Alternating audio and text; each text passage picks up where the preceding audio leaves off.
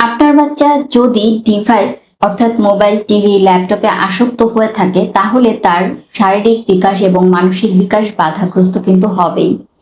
শুধুমাত্র তার শারীরিক বিকাশ বা মানসিক বিকাশের পাশাপাশি তার শরীরের অর্গানগুলো কিন্তু ঠিকভাবে কাজ করতে পারে না।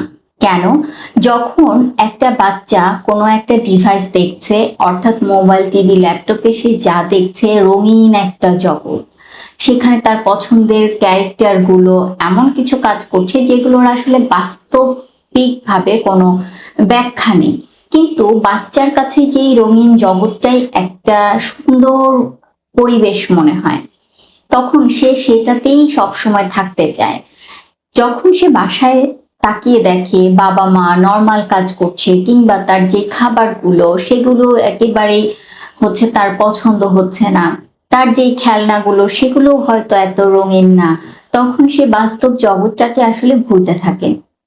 দেখা যায় এই যে আস্তে, আস্তে পরিবেশের সাথে না মিশতে পারা এবং বাবা-মা, পরিবারের অন্যান্য সদস্যদের সাথে কথা না বলতে থাকা, এটাও একসময় তার সামাজিকতা যে বৃদ্ধি সেটাকে মারাত্মকভাবে কিন্তু বাজেভাবে প্রভাবিত করে ফেলে। আপনাদের এজন্য খেয়াল করতে হবে বাড়ন্ত বাচ্চাদের সাথে কথা বলতে হবে। যত বেশি বাচ্চাদের সাথে কথা বলবেন তাদের শব্দ ভান্ডারে তত বেশি শব্দ যোগ হবে। তাদের দৈনন্দিন যে কাজকর্মগুলো আছে সেগুলোতেও নতুন, নতুন কাজ শেখার প্রক্রিয়াটা আস্তে, আস্তে কিন্তু উন্নত হতে থাকবে। এছাড়াও বাচ্চারা নতুন কাজ করতে চাইবে। বাচ্চাদের মধ্যে শেখার আগ্রহ, তাদের মধ্যে ক্রিয়েটিভিটি এগুলো বৃদ্ধি পাবে। কিন্তু শুধুমাত্র ডিভাইস দেখার কারণেই এই গুণগুলো কিন্তু আক্রান্ত হয়ে যাচ্ছে মারাত্মকভাবে। যখন বাচ্চাকে দেখবেন সে মোবাইলে আসক্ত হয়ে গেছে সেখান থেকে ফিরিয়ে নিয়ে আসাটা খুবই কঠিন। তাই বাচ্চাকে ওই অভ্যাসেই অভ্যস্ত না করানোর জন্য চেষ্টা করতে হবে। বাচ্চা কিন্তু জন্মের পর থেকেই মোবাইল, টিভি, ল্যাপটপ এগুলো দেখতো না বা সে চিনতই না।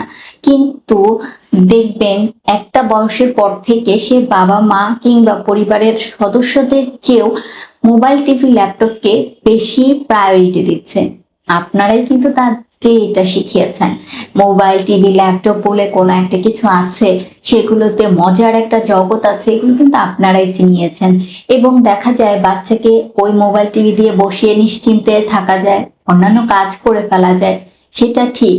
কিন্তু এই অল্প সময়ের আরাম বা নিশ্চিন্ততার জন্য কিন্তু বাচ্চার পরবর্তী সময়ে দীর্ঘমেয়াদী একটা সমস্যা হয়ে যায়।